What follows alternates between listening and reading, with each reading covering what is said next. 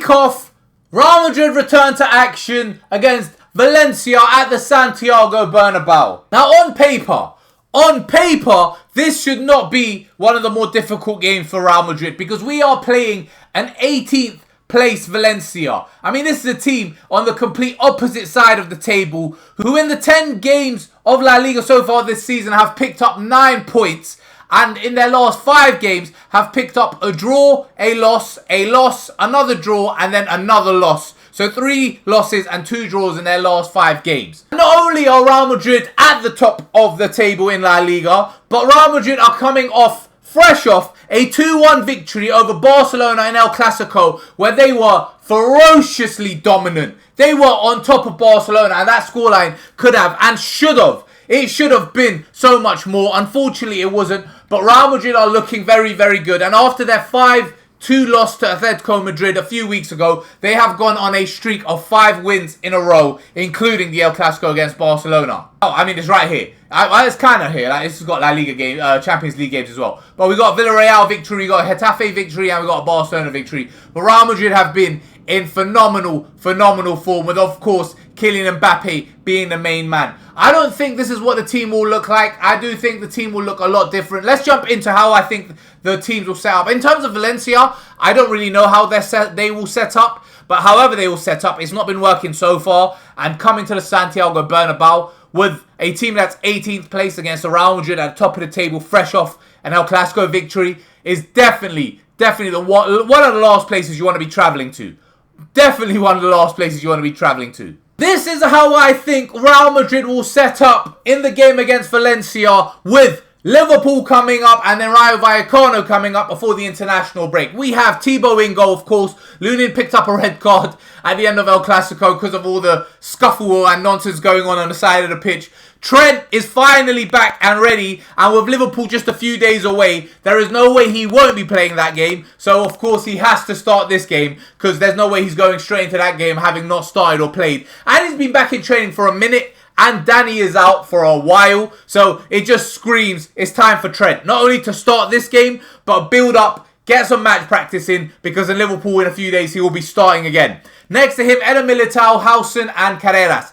Huijsen is the only one I'm iffy about, because this game is a week after our last game. We've had a week's break, and in modern football, a week off is it's like summer off. Like at the end of the season, between the end of the last season and the start of the new season, players typically get 2 weeks off. So getting a week off is literally half of the longest time players tend to get off nowadays anyway. So a week off is a mad amount of time, but Huijsen was still strapped up pretty heavily going into El Clasico in the training sessions. His calf was still strapped up kind of mad, and I don't think he was 100% for El Clasico, but like a few players, like Fede being one of them, it's such a big game that even if you're not 100%, you have to play.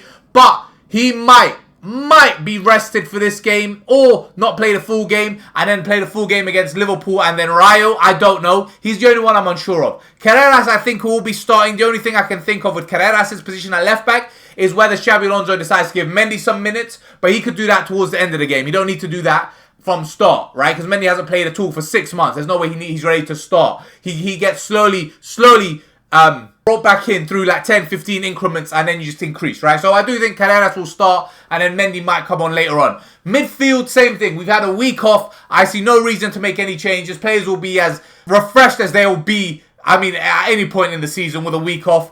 Jude Bellingham has been in phenomenal form. He will be starting. Tchouaméni has been that man in the centre of the midfield. He will be starting. And Arda Guler has also been phenomenal, so he will be starting. In attack, I've got Mbappe, Mastantuono and Vinny. We'll come to Vinny last. Let's start with the other two. Mbappe, need I say more? It's 2 more games or 3 more games before in the international break. He has been on fire form. He scored 14 in his last 16 games. He will be starting because he is our striker. Mastantuono didn't play against Barcelona in El Clasico, and I see no reason why he wouldn't play against Valencia. He has made that right wing spot his own, and typically at the Bernabeu, he tends to play. And typically, and even in most of the games, he tends to play. It's just, I guess, against Barcelona, Xabi Alonso wanted to shut up shop the Balde option on the right, or the Balde Rashford kind of attacking output and runs that would have come from that side on the right. So Camavinga filled in on the right wing spot. But I don't see that happening against Valencia. I do think we'll go Mastantuono. I'll go off at a bit more offensive-minded. And then finally, let's talk about Vinny. Vinny, that whole drama happened. We spent the whole week talking about Vinny's reaction to his substitution as opposed to the result and the performance and the individual performances of certain players in El Clasico. We were talking about a reaction to a substitution. Now, Vinny has come out and publicly apologised. I addressed it in a video as well. And Xabi Alonso in his pre-match press conference has also addressed it and said it's done. It's finished. I accepted the apology. There's nothing more to be done. Vinny was very sincere, very clear. It's finished. He said there's water under the bridge. He's not going to receive any punishment. We're finished. It is done. We're moving on. And we're going to focus on our games. So if the manager, if the guy that reaction was directed towards is saying this, then it's done. It is finished. There's no more concerns about it. Nothing that needs to be said anymore. No need to focus on it anymore. I do think Vinny will start. Same reason as everyone else. Like I said, we had a week off. That's plenty of time to have off. Even Monday and Tuesday, the Real Madrid squad have had off after El Clasico. They returned to training on Wednesday. So they have had a lot of time off, and Vinny, and like a lot of these players, went on holiday and went on little trips around Europe. So everyone is fresh, everyone is ready. I don't think we need a rest or break. Tactically, that's a different reason. That's a different argument. He could play Rodrigo tactically, but as far as this situation is concerned, it has nothing to do with this. So if Rodrigo does play, which I don't think he will, I think Vinny will play because he's been in fire form lately, and probably you want to keep him going. And the same way Mbappe being on red hot form, you don't want to take him off the front lines and stop him or disrupt that form. Same with Vinny. Vinny is looking like the player we need him to be, and the player he is, and the player that was worthy of winning a Ballon d'Or. You don't want to disrupt that.